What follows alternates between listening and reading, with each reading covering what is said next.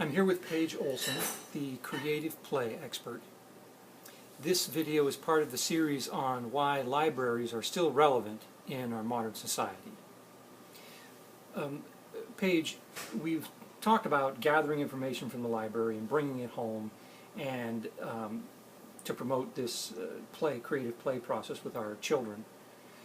Now, how does the parent fit into that process, that creative play process the child is going through? That's a very good question, because we as parents need to understand the child has to lead the process.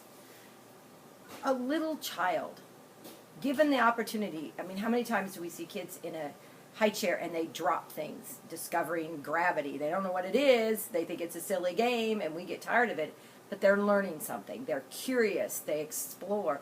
They kick something, it either falls down, it moves somehow, it hurts if they're kicking something, but they get a response, they get a reaction. So we naturally are curious, we naturally explore, and all we've done is provided them more information to now go explore. So what do they need? They need time, they need space, and they need stuff. And most importantly, they need us not to tell them what to do or how to do it. They need to lead in all the imperfect ways they could possibly lead. But they need us to be there, to engage, to learn and be curious, enjoy the wonders of the world with them. Not all the time. They need friends, not lots of friends. When they're young, they're not going to play necessarily with other people. So in another series, we'll talk about that kind of play and how kids play at different ages. But for right now, those are the things they need. They need space, they need time, they need stuff, and they need us to be there but not to lead. Okay, so you're saying that the parents need to set certain boundaries so that Right. the kids don't burn the house down. Absolutely. But also that that if you take a child and give them a stack of books and put them in a room by themselves, that does not mean that the child will spontaneously start playing in a creative manner. The parent has to provide somehow help with that process. Let's say you're reading a book about a family that lives in a house somewhere, and they get up and they want to play house. You're going to help them in an excited way. Go, oh, we can build a house, and you bring out the bed sheets, and hopefully you have clothespins, the old-fashioned kind, or some way where you can attach it to things or throw it over things, or you know that you have this collapsible table, or you know you have hot water pipe insulation, or you know you have couch cushions, and what you want to do is help them see that those objects that are used in making the bed and being on the couch can be used to also engage in play. You know, have a place in your kitchen, pots and pans can make music. I mean, be open to showing them and encouraging them to then engage in these items in a new and unique way. You don't need a lot of special stuff. And once they start understanding all the things you have, and you have them in places that as they get older they know they can go get and they can go find, and they're free to come say, hey Mom, we're trying to, and there's this cardboard box, and instead of recycling it, they get to play with it before you recycle it, and so forth and so on. They will start, in their minds, they will start thinking in that direction. But yes, you need to help them in the beginning by not telling, but by providing. I see. Now, I've heard you a number of times talk about dead-end toys. Yes. And so give us a little insight into what you mean by that.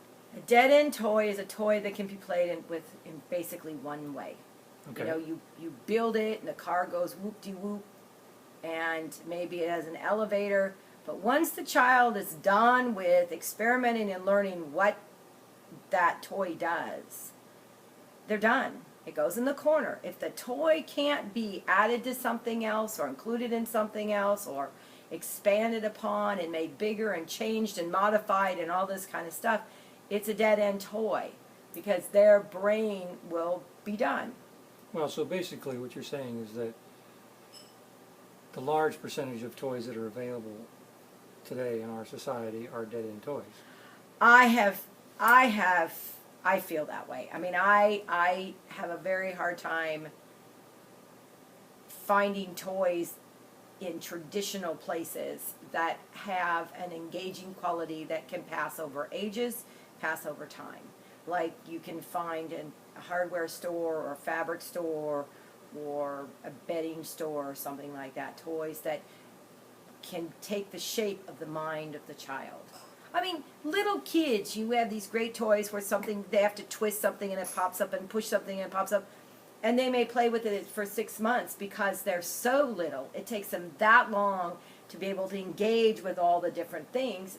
Those aren't necessarily dead-end toys.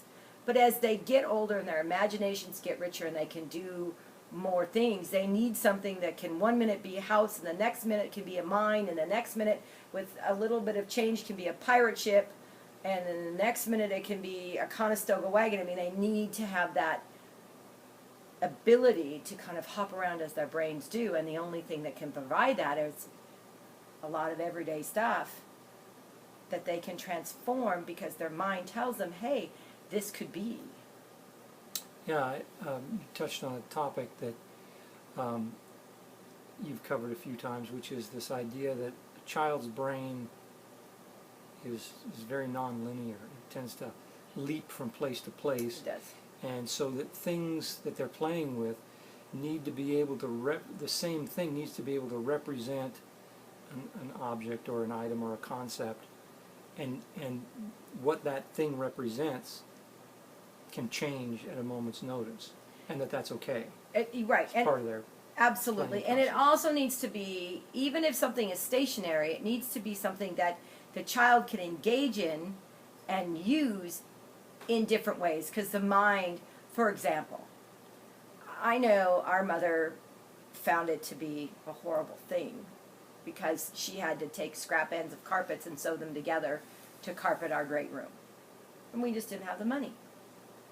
But we, as the 4 of us children, thought it was the greatest thing since sliced bread. We played poison rug, we played hopscotch, we played tag, but you couldn't step on different squares or colors, or, I mean, we engaged with it and created and came up with our own games. And so it actually, this thing became a toy for us. So you don't need tons of space, and you don't need fancy things, and you don't need a lot of money. All you have to do is allow the children to see it through their eyes and engage with it on their level.